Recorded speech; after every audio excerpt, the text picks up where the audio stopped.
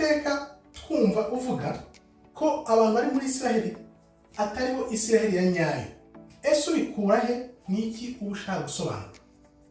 Niki kigutera imbaraga n'ibyishimo byo kuvuga ko bari abantu bari muri Isiraheli atari bo Isiraheli ya nyayo, ahubwo ko Isiraheli ari abirabura? Ese iyo uvuze ngo bari abantu bari muri Isiraheli ntabwo ari bo Isiraheli ya nyayo, ubushatse gusobanura iki?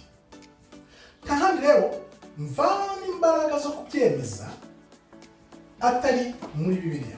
Fata Bibiliya yawe, ufate Itangiriro 5, usome urubyaro rwa Abrahamu ni bande kugeza ku bisekuruza n'ibisekuruza, nibura ahita ubona Isiraheli ya nyayo ni bande. Uyu munsi rero gifata umwanya ngo usobanure neza, nkwereke Isiraheli ya nyayo ni bande. Mbere tuzi abakurambere 10. Abakurambere 10 muri Bibiliya mu Itangiriro 5 ari rwo rubyaro rwa Adamu. Wibuke Adamu twese turamuzi, sibyo? Adamu yabyaye Gahini na Abeli. Gahini yica Abeli. Ayo mateka turayazi, aranditse neza muri Bibiliya. Adamu yahise abyara Seti nko kumushumbusha. Imana yamuhaye Seti kugira ngo imushumbushe. Seti abyara Enoshi. Enoshi abyara Kenani. Kenani abyara Mahalaleli. Mahalaleli abyara Jared.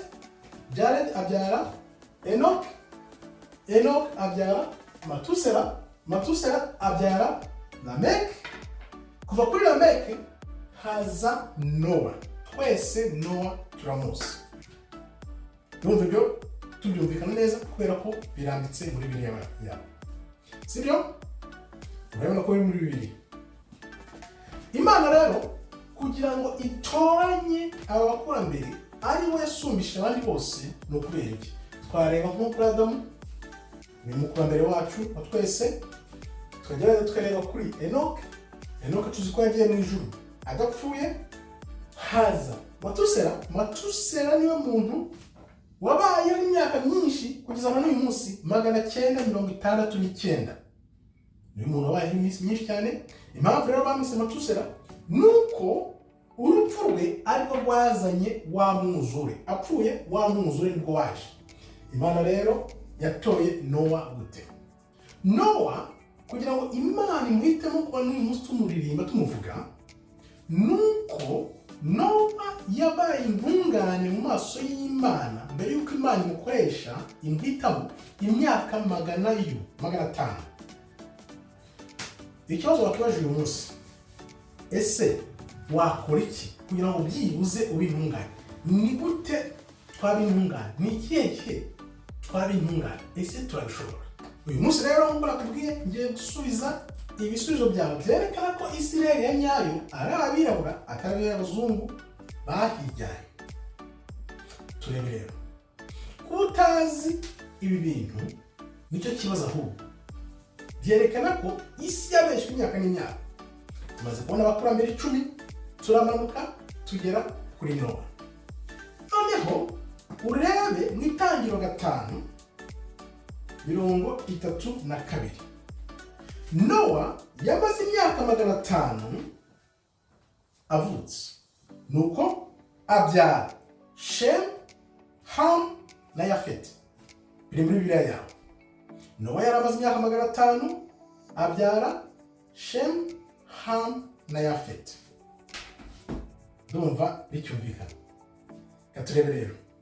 Hano niho ruzingiye. Wibuke tumaze gusoma ko Nowa afite imyaka 500 yabyaye Shem, Ham na Yafeti.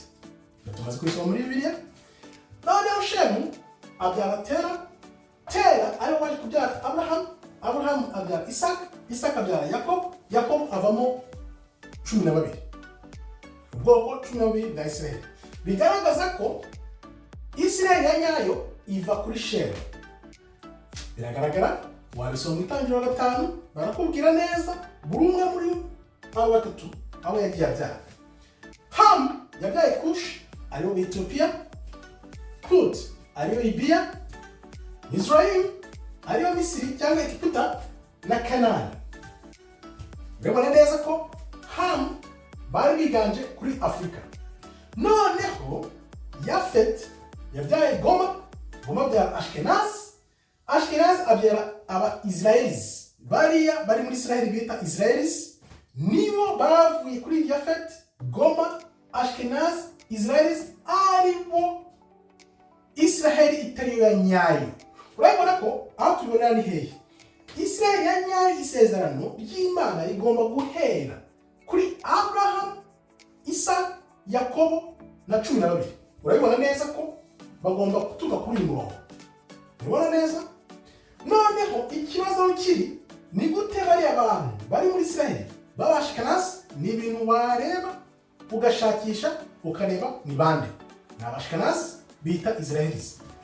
Ni urubyaro rwa Goma bavuye kuri Ashkenaz, aribo ba Israelis bita Israelis. No, atari kuvuga ngo ni ubwoko bwa Israel. Ni ibintu bibiri bitandukanye. Niho rero uzingiye, niho abantu batabizi bajijwa bakumva ko bari abantu ubwo bahamaze imyaka 70 uko bagiye muri kiriya gihugu mu 1948 barahihize bahajyanye n'Abongereza bakurikije amasezerano bise Ay'Balfour 1914. Twongere tubisubiremo neza. Urabona ko Israel ya nyayo igomba guturuka kuri Shem. Shem ariwe wabyaye Tera, Abraham, Isaka, Yakobo n'ubwoko 12. Ntabwo rero wambwira ngo abantu bavuye kuri Yafeti bakamanuka bakava kuri Ashkenazi bari muri kiriya gihugu. Byagenze gute? Icyo nicyo kibazo wakwibaza. Byagenze gute? Kuki abantu batabizi? Reka turebe. Dore rero aho ruzingiye. Wibuke igihugu cy'i Kanani aricyo kiri muri Afurika ni Imana yahaye Israel. Israel Yakobo. Nguyu hano Imana imuhaye igihugu kiri muri Afurika, kandi noneho abantu bari mu gihugu ntabwo ari Israel ya nyayo. So nuvuga mu gihugu cya Israel hariyo abantu batagomba kuba bariyo, kandi n'igihugu kiri muri Afurika. Noneho abantu banyabo bavuye kuri Yakobo ari bwo 12 batubwira ko bwabuze. Urumva ko ni ibintu bikomeye gusobanukirwa, kuko urebye nta kintu kimwe kiri mu mwanya wacyo. Ikanani tuzi ko igihugu kitimutse. Niba Imana yaravuze ngo Ikanani niyo mpaye Israel, igihugu ntabwo kimutse, igihugu cyakomeje kubaho kiri. Ni ukuvuga ngo Kanani ariyo Imana haye Israel Yakobo iri muri Afurika. Yagombye kuba muri Afurika kuko ntabwo ubutaka bwigeze bunyeganyega cyangwa se ngo bwimuke. Noneho bano bantu bari hariya ari b'Ashkenaz bavuye kuri Gomer, akaba bita Abisirayeli, bari mu gihugu batagomba kuba barimo, kandi icyo gihugu kigomba kuba kiri muri Afurika. Noneho ba nyir'igihugu nibo babuze, batubwira ko babuze. Baburiye he?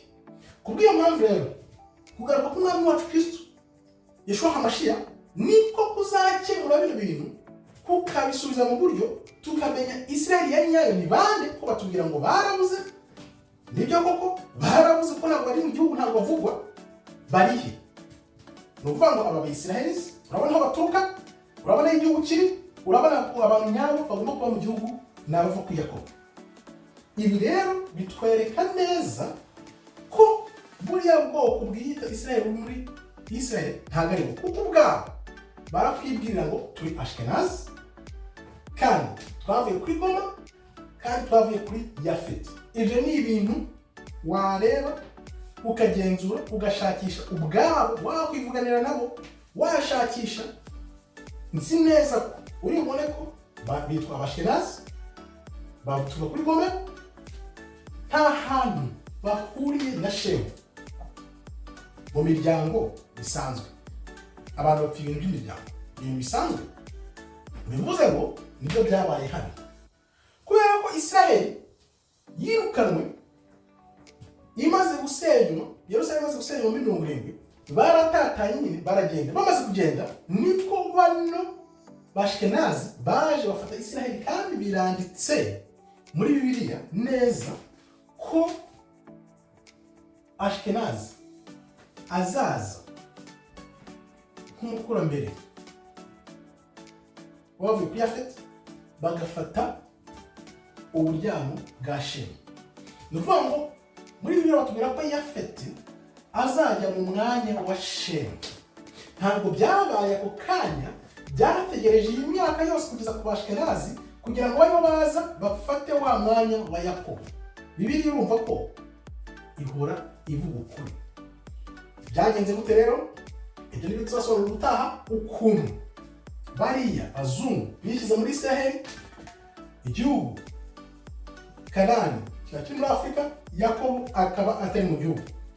Ibyo ni ibintu tuzasobanura, ariko ngira neza ngo ubu ngubu usobanukiwe neza impamvu ntagarura ku maguru yanjye nshikamye nta mususu mvuga nti bariya abantu bari muri Israheli ntabwo ari Israheli nyayo, kandi Imana nibyo igiye kwerekana mu gihe kidatinze. Murakoze rero, Imana ikomeze ibarinde. Shalom, shalom, shalom.